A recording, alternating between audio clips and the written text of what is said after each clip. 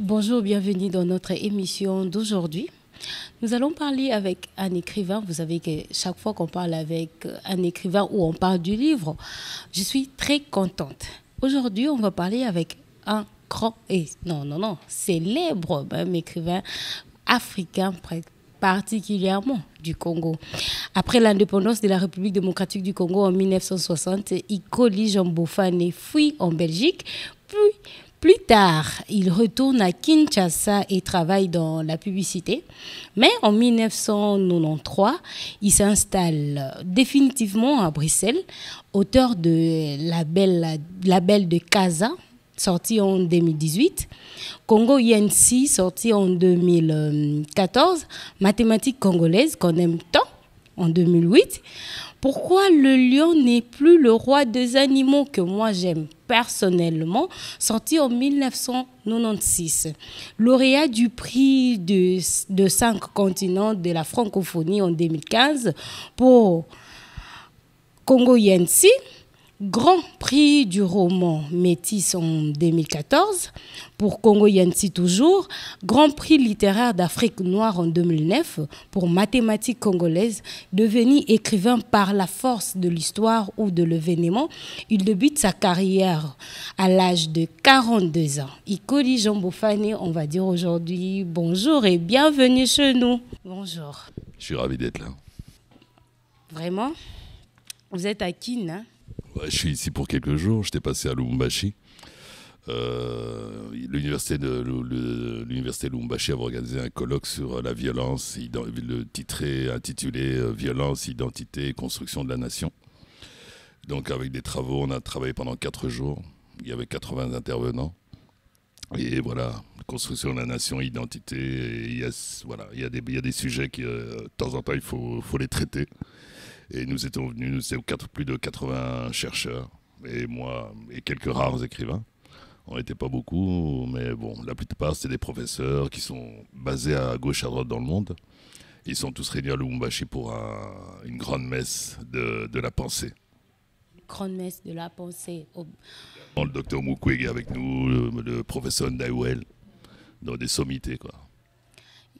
Votre vie littéraire est tellement occupée. Vous êtes occupé. Est-ce que vous arrivez aussi à faire autre chose à part la littérature aujourd'hui? Non, mais seulement la littérature, il y a des corollaires à la littérature. C'est-à-dire que j'écris sur certains sujets, certaines problématiques, certaines thématiques. Et forcément, quand quelqu'un aborde ces thématiques, on m'invite pour parler, pour en discuter. Donc je bouge beaucoup. Je bouge beaucoup, je voyage tout le temps. Vous écrivez un bouquin, vous écrivez un livre, et après vous êtes dans les tournées pour en faire la promotion si on veut, mais en fait c'est pour discuter à partir du bouquin que vous avez écrit. Et beaucoup les universités. Parce qu'il se fait que mes livres sont beaucoup étudiés dans les universités, dans le monde entier. Les dernières conférences que j'ai faites, c'est l'université d'Édimbourg, l'université de Bogota, Bates University, Bates College aux États-Unis. Donc voilà, je tourne beaucoup à travers. Bon, là, c'était en Zoom, puisqu'on était en période de confinement. D'habitude, je voyage. J'aurais été à Édimbourg, j'aurais été à Bogota et j'aurais été aux États-Unis en période normale. Et je suis beaucoup dans les universités. Autrement dit, on devient un classique. Et moi, ça m'enchante beaucoup. Parce que bon, si on poste des images sur les réseaux sociaux et tout, on me voit quelque part l'écrivain qui passe dans les salons littéraires, dans les foires littéraires, les foires du livre. Mais ce que moi j'aime particulièrement, c'est les universités. C'est beaucoup plus discret. Hein, mais les universités, c'est la transmission. Satisfait de votre... Oui, parce que si on parvient à donner les idées, à porter les idées d'un Congolais jusqu'en Colombie, jusqu'à une université comme Édimbourg, où justement la rectrice est congolaise d'ailleurs, il faut savoir, la rectrice est congolaise, et donc on apporte nos idées, des idées qui sont issues du Congo, qui sont issues de moi, qui sont issues de mon éducation, de mon vécu social et politique dans ce pays. Et bon, on les transmet là-bas dans d'autres pays, et dans beaucoup. À quand remonte votre rencontre avec la littérature? Ma première rencontre avec la littérature, j'avais 10 ans. C'est quand j'ai lu mon premier roman, en fait. J'avais 10 ans, on habitait Guémena, à l'époque. dans le nord-ouest du Congo. Et c'était le temps de la rébellion, 64, j'ai 10 ans. Et c'est là que, quelque part, pour un peu échapper à la guerre, échapper à l'idée de la guerre qui peut vous débarquer un beau matin chez vous. Donc, mon père il m'a filé un livre. Il m'a dit de choisir dans sa bibliothèque. Et voilà, et c'est là que j'ai commencé à lire. Et dès que j'ai commencé à lire, j'étais piégé. Vous avez piégé, je comprends. La question vient directement dessus de savoir qu'Émile Zola n'était pas congolais. Non, mais ça, c'était pas tellement grave dans le sens que, bon, les Blancs nous ont toujours arnaqués. Donc, pour moi, c'est le gars, bon, il m'arnaque, quoi. Il a pris un faux nom congolais pour m'arnaquer. Quelque part, pour m'attirer dans les filets de la littérature. Qu'est-ce qu'est la littérature pour vous? Pour moi, la littérature, c'est le moyen d'expression que j'ai choisi pour essayer de transmettre certaines choses. C'est-à-dire, j'aurais pu faire d'autres choses, j'aurais pu être journaliste. Parce que c'est-à-dire que chez moi, la littérature est très liée à la politique, à la vie sociale, à l'humain, en fait. À l'humain, les humains qui sont à travers le monde. Moi, je m'occupe beaucoup des Congolais, parce que les Congolais, c'est moi. Enfin, le Congolais, c'est moi. Donc, je m'occupe beaucoup de ce qui est congolais. Et la littérature, je crois que c'est la meilleure caisse de résonance. On peut faire, oui, j'aurais pu faire du journalisme pour essayer de dénoncer les choses, dire les choses sur mon peuple. J'aurais pu être politicien pour défendre et voilà, et travailler au bien-être de mon peuple. Mais je crois que ça ne suffisait pas. Pour moi, je trouvais ça, c'était un peu léger, ces deux disciplines. Parce que là, le journalisme, d'abord, vous travaillez sur le temps court. L'événement se déroule et il faut écrire dessus. La politique, c'est conditionné par beaucoup de choses. Alors que la littérature, ça reste libre. Et je reste libre. Et j'ai un temps long de réflexion. Moi, je trouve que l'analyse... souvent, dans mes livres, on dit que oui, Bouffane, il est visionnaire. Parce que je peux prévoir des choses. Je prévois des choses, mais c'est parce que j'ai le temps de réfléchir à chaque point et voir le futur, voir le passé, faire des transversales. Et puis à ce moment-là, on arrive à une conclusion. Et en général, c'est ce côté-là. C'est ce côté-là que j'aime la littérature. Et puis elle est implacable. Dans le sens qu'un bon livre, vous êtes attaché à un bon livre. Vous vous attachez au personnage. Vous refermez le livre après l'avoir lu, mais vous êtes toujours attaché au personnage. Moi, j'habite là-bas en Europe. Mais ça n'empêche pas, les Européens, ils adorent mes livres. Relativement, quand je vois quand même le succès qu'ils ont. Ils aiment bien mes livres. Mais pourquoi ils aiment mes livres? Parce qu'ils parviennent à s'identifier à quelqu'un comme Célio Matemona, alias Célio Mathématique, dans Mathématiques congolaises. Ils parviennent à s'identifier à Isokanga, Lulango Djokisa, le jeune pygmée dans Congo INC. Ouais, voilà. Donc ça dit que même un blanc peut s'identifier à un Congolais. Et quand il s'identifie à un Congolais, il peut mieux comprendre ce que le Congolais peut vivre. Êtes-vous d'avis que la littérature doit avoir une vie scientifique? La littérature, c'est très rigoureux. Et quand vous avez posé des mots sur un morceau de papier, bah, c'est parti pour longtemps. C'est-à-dire que bon, vous êtes mort et puis vos écrits restent. Et donc, c'est-à-dire qu'on ne peut pas raconter n'importe quoi. Donc la recherche scientifique, si on veut, entre guillemets, elle est importante dans un travail d'écriture. Il faut bien vérifier les choses, il faut savoir tout. Et en fait, il faut savoir tout. Si vous écrivez un plat, bah, il faut en savoir un minimum de cuisine. Si quelqu'un est malade, comme vous me disiez tout à l'heure, vous êtes obligé d'un peu savoir de quoi sont faits les symptômes de cette maladie. Quand vous inventez un personnage, il a tel métier, il a tel métier, mais bon, il faut savoir... faut connaître quelque chose au sujet du métier. Donc, il faut toujours tout vérifier. Et même dans la littérature jeunesse, j'utilise des animaux comme protagonistes. Mais bon, il faut savoir de quoi il s'agit dans la vie d'un lion ou d'une mangouste. Sinon, il n'y a pas de récit. Est-ce que la littérature peut être belle sans histoire? Ce qui doit être beau, c'est les mots. C'est la langue. C'est la langue. Évidemment, c'est beaucoup plus intéressant pour un roman de relater des traumatismes. Parce que voilà, là où l'être humain se retrouve sans réponse, c'est quand il est face à un traumatisme, quand il est face à des difficultés. C'est là qu'il est difficile à pouvoir se retrouver.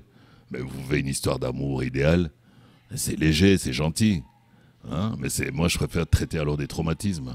Quoique, je traite des traumatismes, mais il y a beaucoup d'humour dans mes romans, d'après ce qu'on dit. Et, et voilà, je parviens à pas sublimer, mais à mettre du recul par rapport aux tragédies. Pourquoi le choix? Parce que, par exemple, dans Congo INC, on parle de la guerre. Testament. Un testament, je me rappelle un peu, quand j'étudiais, il y a le texte tiré de Testament de l'espoir d'Antoine Kabouraé, un Burundais. Là, je me dis, c'est la toute première fois que je vois un mécanicien pleurer pendant qu'un professeur de français est en train de faire la lecture. Ouais, il parlait de la guerre. Dans Congo INC, vous avez parlé des Pygmées et du peuple Ekonda. La discrimination du peuple Ekonda vient de qui? Mais c'est un roman comique. Pourquoi ce choix-là? C'est pas un choix. Je crois que... Ça veut dire que je suis congolais. Hein. Je suis congolais, donc ça veut dire que j'ai vécu beaucoup de traumatismes et je suis né avant les indépendances. Alors, imaginez quelqu'un qui est né avant l'indépendance, c'est quoi? C'est le traumatisme de la guerre d'indépendance. C'est quand même là que j'ai fui le Congo, tout petit. Et la première fois qu'on m'a mis devant un mur pour me tuer, j'avais pas 6 ans. Donc moi j'ai vécu ça. On est revenu au Congo, il y avait la rébellion de Moulélé. Et ça aussi c'était des traumatismes, des amis aux parents qui meurent là-bas dans telle province, des papas que vous connaissez, des tontons que vous connaissez, mais qui ont été tués, qui ont été torturés, qui ont été tués. Voilà, toutes ces choses-là. Et puis après, il y a les pillages de Kinshasa, les régimes politiques qui s'effondrent, qui se redessinent. Et donc, voilà, je crois que globalement, par rapport à la majorité des êtres humains, le Congolais a subi beaucoup de choses. Il a subi tous les bouleversements de l'histoire. Et puis maintenant, vous avez la poursuite de la haute technologie, où on a besoin du Congo pour fournir les matières premières au niveau des hautes technologies, au niveau des ordinateurs, au niveau des LED, des lumières LED, au niveau des satellites, de l'armement, voilà. Tout ça, on est là, on est les pourvoyeurs de l'humanité au niveau matières premières, en fait. J'ai toujours considéré le Congo, pour moi, le Congo n'est pas vraiment un État souverain, comme on parle d'un État souverain. Pour moi, c'est un État, c'est la première réserve mondiale des matières premières. C'est pour ça que j'ai intitulé ce livre Congo INC. C'est pas vraiment un pays, c'est plutôt un lieu commercial. C'est un lieu de libre-échange. Et c'est assez meurtrier. Est-ce que la littérature est innée, ce qui en fait en sorte que même à 42 ans, vous atterrissez là? Ouais, je crois. Moi, j'en suis persuadé parce qu'avant d'écrire, je savais que je savais écrire. Alors que j'ai jamais eu le désir d'écrire. Moi, c'était juste lire. Mais j'ai toujours su que je savais écrire.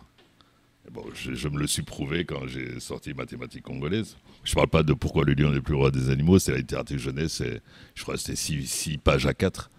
Hein, 6 pages à 4 divisé par 14 plans, 32 pages, donc 28 pages utiles, donc 14. Voilà. Mais oui, j'ai eu mon premier prix littéraire avec ça. Mais justement, quand je vous parlais de cette analyse de la littérature, le livre sort en septembre 96. Voilà. Septembre 96. Il est sorti dans pas mal de pays, dont l'Allemagne. Il est sorti dans, je sais plus, 5-6 pays, et dont l'Allemagne. Et il y a un journaliste allemand qui a écrit en septembre 96, si Mobutu lit ce livre, parce que ça parle de dictature, de la chute d'un dictateur, qui est le lion, qui se fait déboulonner par la mangouste. La mangouste et les peuples de la forêt. Donc, et le journaliste allemand dit, si jamais Mobutu lit ce livre, il verra que son règne est arrivé à la fin. Et on a vu Kabila quand? Je crois le 25 octobre le mois suivant. Personne ne s'attendait à voir monsieur Laurent Désiré Kabila. Voilà. Et on le prédit sans vraiment le vouloir. Et voilà, c'est cette force-là que moi que j'essaie de poursuivre, et cette réflexion, parce que c'est de la réflexion. Après, ça devient comme un augure, comme une augure, mais non, mais c'est la force de la réflexion. Qu'est-ce qu'un artiste pour vous? Un artiste? L'esthétique. L'esthétique et le ravissement. Le ravissement, c'est-à-dire que la personne qui contemple une œuvre ou qui lit une œuvre, voilà, il peut, voilà, enfin, notre ambition en tant qu'artiste, écrivain ou plasticien, c'est justement de procurer le ravissement, que le lecteur puisse se sentir ailleurs et il doit vous transporter autant que... Mais ça dit, nous sommes les premiers transportés. Ça dit, avant que moi je ris, avant que le lecteur ne rit, moi j'ai ri avant, beaucoup. Avant que le lecteur ne pleure, j'ai pleuré avant. Ça c'est clair. Et c'est un peu ça, c'est apporter le ravissement, quoi. Justement, quand je vous parlais que j'ai commencé à lire dans la guerre, pendant la rébellion, c'était mon vieux m'a donné un livre, c'est justement sortir de la violence. Sortir de la violence et de cette peur qui faisait que tous les matins vous réveillez sans savoir si les rebelles n'allaient pas, vous allez dormir sans savoir si les rebelles n'allaient pas arriver le lendemain. Voilà. Mais bon, on était à Guémena. C'était le lieu de Mama Yemo. Donc, ouais, c'était le lieu de Mama Yemo. Donc, on savait que son fils, à Kinshasa, allait empêcher que la rébellion n'arrive à Guémena. Le choix de la femme, moi je me dis c'est le choix de la femme. Vous avez choisi la femme. Vous savez, quand je vous ai dit que j'étais petit, et on m'a mis contre un mur pour nous tuer, à Karawa, mais c'est notre mère qui nous a sauvés. Bon, notre mère, elle a pleuré, parce que bon, ne nous tuez pas, ne nous tuez pas, ne nous tuez pas. Il y a plein de soldats dans la parcelle. Ne nous tuez pas, ne nous tuez pas. Puis il y a un des soldats qui rentre dans le magasin de papa, parce qu'il y avait le magasin juste à côté, là. Il sort avec une machette. Il sort avec une machette toute neuve. Et ma mère, elle pleurait. Puis quand elle a vu ce mec avec sa machette, elle s'est arrêtée de pleurer. Elle a regardé le mec et elle a fait « Hé, toi ?» Elle dit « Toi, tu rentres dans le magasin de mon mari. Tu prends une machette, tu l'as même pas payée. » Parce que ma mère aimait l'argent. Tu l'as même pas payé et tu veux tuer ses propres enfants avec cette machette-là. Tu n'as pas honte. Elle s'est insurgée. Et quelque part, la parole que je peux délivrer aujourd'hui, c'est elle qui m'a appris à parler. Je me suis rendu compte que quand vous ne parlez pas, vous mourrez. Vous pouvez mourir. Il faut parler. Même au dernier moment, il faut prendre le courage de parler. Et ce courage-là, le vieux n'était pas là ce jour-là. Mais et je suis sûr, si le vieux était là, si le vieux avait été là, on serait mort. Voilà. Mais maman était là. Et c'est elle qui m'a appris à m'exprimer. Et c'est pour ça qu'aujourd'hui, j'écris. Parce que je me dis, si tu te tais, tu meurs. Et donc, chez moi, la femme, c'est tout à fait naturel que la femme ait le premier rôle. C'est ça l'importance de la parole au moment opportun. Voilà. Mais c'est cette dame-là qui m'a appris la parole, qui m'a appris la force de la parole. Voilà. Et donc, j'aime les femmes fortes. Ouais, c'est pour cela qu'on voit la mangouste. Comment décrivez-vous Kinshasa? Kinshasa, c'est mon amour. Kinshasa, c'est mon amour. Ça dit que Kinshasa, nous vivons ici, nous aimons notre ville, même si aujourd'hui on peut la critiquer comme on veut. Mais c'est notre amour, c'est notre... Et puis le Kinshasa, c'est le lieu...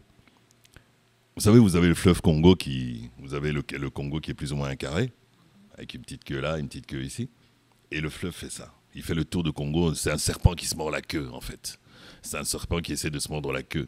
C'est-à-dire que tous les peuples du Congo peuvent arriver, à travers leur rivière, arriver au fleuve Congo. Et le fleuve Congo est navigable jusqu'au Poul Malebo. Donc il est navigable jusqu'à Kinshasa. Tous les peuples du Congo se retrouvent à Kinshasa. Que ce soit les gens de l'Est, les gens du Congo central, les gens de partout. On se retrouve tous à Kinshasa. Et c'est le lieu où moi, je peux comparer Kinshasa uniquement. Il y a New York que je peux comparer. Parce que New York, il y a aussi toutes sortes de populations du monde entier. Certains sont américains, d'autres sont venus après. Mais il y a des gens du monde entier là. Et Kinshasa, c'est ça sa particularité. Ici, la musique... Un Papa Wemba pouvait vous faire de la musique issue des Bakongo, ou ici des Tetela, ou ici des Baluba. Le rythme peut être de tous ces rythmes-là. Et voilà, c'est un peu... Kinshasa, c'est le lieu où on peut organiser un concert. Ouais, le concert de la réflexion, des sensibilités. Et Kinshasa, je ne suis pas le premier à tomber amoureux de la ville. Hein. Oui, il y en a beaucoup. Quelle est la place de la musique dans vos écrits? J'ai toujours des bandes son dans mes écrits. Il y a beaucoup de musique. Il y a beaucoup de musique qui illustre les choses. Et donc forcément, je parle de nos musiciens, que ce soit Koffi Olomide, que ce soit Papa Wemba, que ce soit le jeune Fally Ipupa. Donc voilà, ils sont tous là. Il y a les vieux aussi, les Lutumba, tout ça. Et toujours, parce que c'est notre sagesse en fait, c'est notre philosophie. Donc forcément, je suis obligé de les citer. Ce sont des partenaires à part entière. Et j'aime la bande son. J'aime qu'il y ait la musique dans... Voilà, c'est vrai, il y a toujours beaucoup de musique. Quel est votre regard sur la politique de la République démocratique du Congo aujourd'hui? J'ai un regard certain sur la politique. Hein, ou la politique d'aujourd'hui ou d'avant. Mais je ne sais, moi je suis un observateur. Je peux devenir un prédicateur quand il faut, évidemment.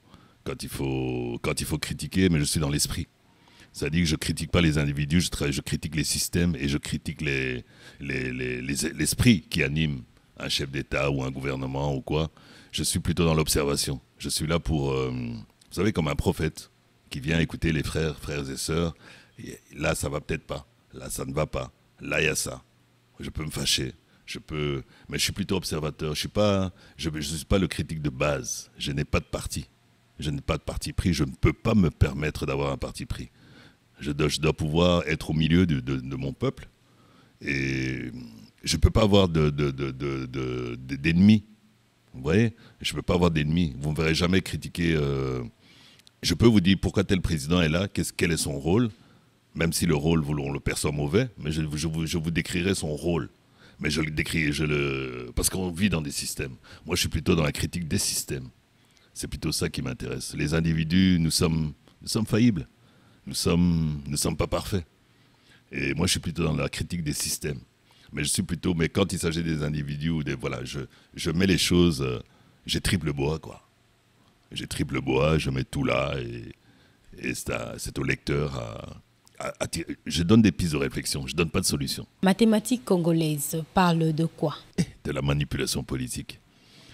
C'est vrai, nous on est champions au Congo, depuis toujours. C'est vrai, on est champions dans la manipulation politique. De plus, je suis publicitaire de formation. Et la publicité, c'est quoi? C'est la science quelque part de la manipulation.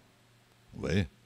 C'est-à-dire, vous n'aimez pas telle boisson, on fait une campagne de pub et vous allez finir par aimer cette boisson. Je vais vous le suggérer, et voilà. Donc, c'est-à-dire que la manipulation, je la repère très vite. Quand quelqu'un fait une déclaration et que je sais que ça va m'amener là-bas ou là-bas, je le vois. Mais il faut dire que le moment où moi j'écrivais Mathématiques congolaises, il y avait la guerre en Irak. On préparait la guerre en Irak. Et c'est-à-dire, on a vu Colin Powell venir avec des images, des illustrations de 3 camions composés les uns à côté des autres. Et avec ça, on pouvait fabriquer une bombe de destruction massive. Il nous a amené un petit tube d'anthrax. Il disait que c'est l'anthrax, une petite poudre blanche.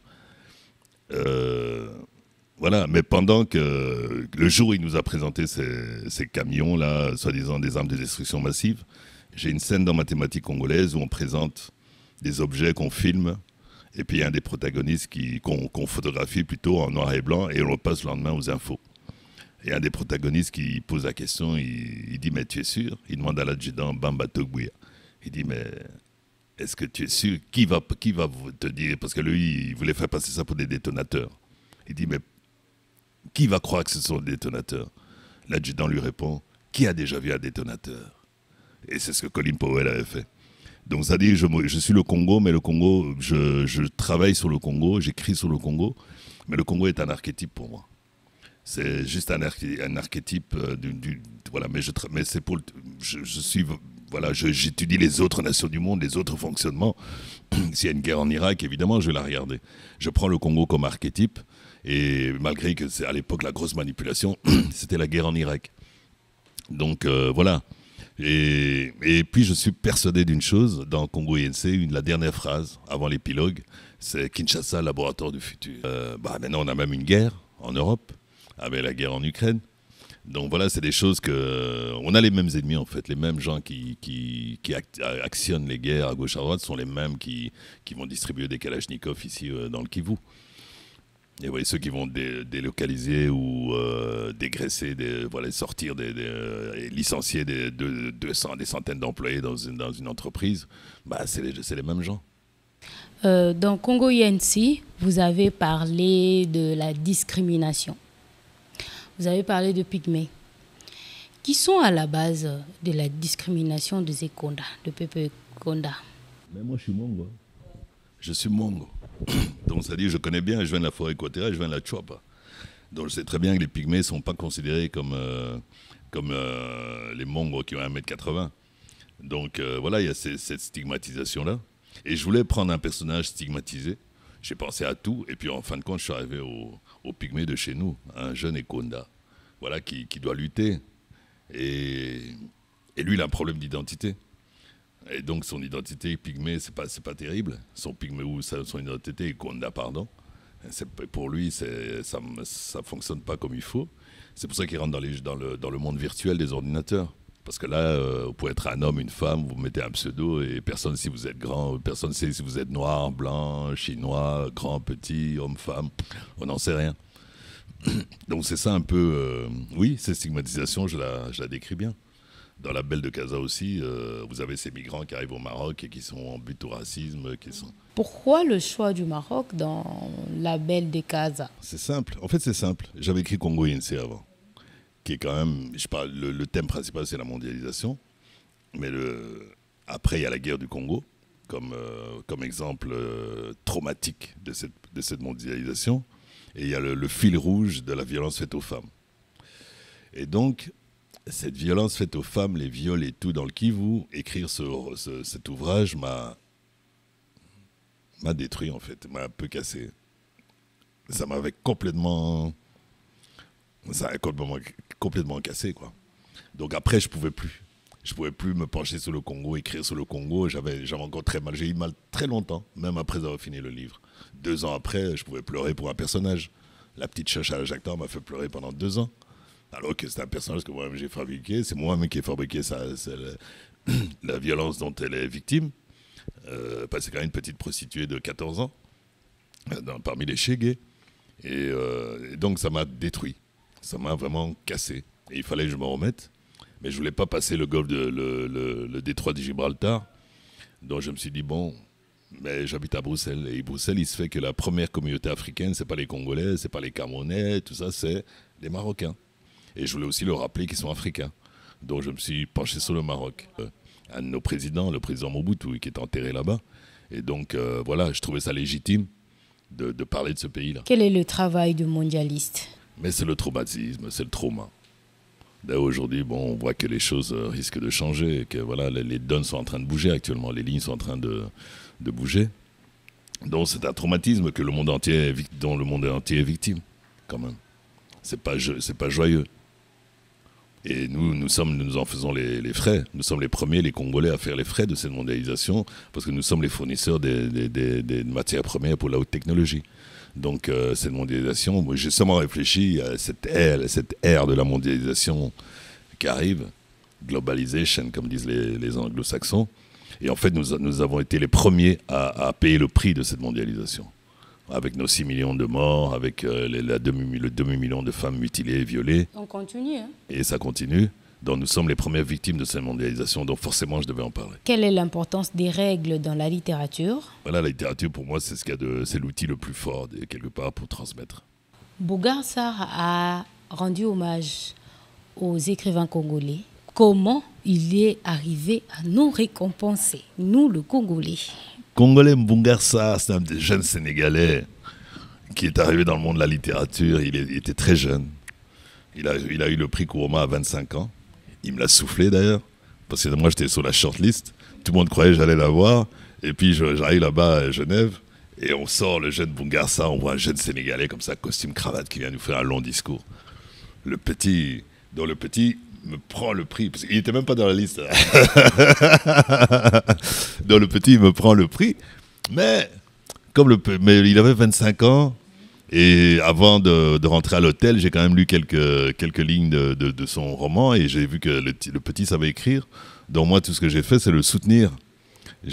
Voilà, parce que, et puis il m'a rencontré moi. Il y avait Fiston Mwanza-Mouji là. Il y a les autres, et Blenda là, tout ça qui sont là. Et donc, ça dit, c'est pour vous dire la force du Congolais. Ça dit, si Mbungar Sarr, prix Goncourt, parvient à parler, à mettre des phrases en lingala sans traduire, s'il vous plaît. Ça dit, c'est un cadeau qu'il fait à tout le peuple congolais. Il n'a pas traduit. Ça dit, c'est juste, il n'y a que nous les Congolais pouvons comprendre ce qu'il a raconté. Et c'est assez fabuleux, mais parce qu'il nous a rencontrés, nous, et il a rencontré les écrivains congolais, les quelques-uns qui sont au niveau international, pour vous dire la force de ces écrivains congolais. Que Mbungar Sarr a été complètement séduit et subjugué par nous. Et il nous montre sa fraternité, en fait. Là, on n'a qu'à dire merci. Oui, ou bien il veut se pardonner parce qu'il m'a pris le prix Kurumba. Mais le petit est merveilleux. J'étais avec lui il n'y a pas longtemps. On était au festival. J'avais présidé le festival Livre d'ailleurs à Nancy. Et il faut noter qu'il y avait le festival Livre d'ailleurs à Nancy, président du festival congolais. En même temps, il y avait le festival du livre de Nantes. Et là, il y avait Alain Mabanko qui présidait le festival. Donc il y avait deux Congolais en même temps qui présidaient des festivals en France. Un mot pour le jeune Congolais qui entre dans la littérature aujourd'hui. Chercher l'excellence. Je crois parce que dans le livre, on ne peut pas faire un livre à moitié, quoi. Il y a des choses qu'on peut faire à moitié. Ouais, je peux vous coudre un costume, bon, s'il n'est pas terriblement coupé, il n'y a pas de problème. Mais l'écriture, non, ça doit être parfait, c'est un travail de fou. C'est un travail, c'est colossal en fait. Moi, j'ai fait beaucoup de métiers dans ma vie, mais je crois que le métier qui me pèse le plus, qui est le plus difficile pour moi, c'est quand même la littérature, écrire. Parce que là, écrire, il faut écrire beaucoup. Il faut d'abord lire beaucoup. Voilà, pouvoir écrire le livre qu'on aimerait bien lire. C'est ça qu'il faut arriver. Les livres que vous avez lus et qui vous ont émerveillé, en fait, il n'y a pas de demi-mesure dans ce domaine. Il n'y a pas de demi-mesure. Il ne faut pas faire les choses à moitié, sinon il ne faut pas les faire. Il faut être très déterminé. Très, très déterminé. Parce que pour tenir le rythme pendant 3 ans, 4 ans, 5 ans, c'est pas évident. Et c'est minimum... il y a des gens qui écrivent un livre par an. Mais il y a livre et livre. Voilà. Mais il y a des livres... C'est ce temps, le travail du temps qui fait un bon livre, je crois. Le temps, pour moi, dans le livre, est un ingrédient à part entière. Donc ça dit, c'est difficile. Et donc les jeunes écrivains doivent le savoir. Faut pas, y en a qui écrivent et ils sont très vite satisfaits. C'est pas de la littérature, ça. Merci à vous de nous avoir reçus ici chez vous. Nous avons été très contents de parler avec vous. Merci à vous de nous avoir suivis. À la prochaine.